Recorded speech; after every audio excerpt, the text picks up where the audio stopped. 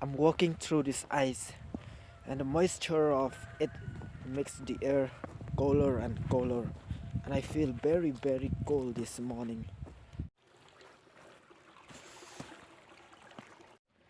Hi, friends, welcome back. A very, very good morning to you all. I'm here having my morning walk again, and in today's morning, I'm having a message for you.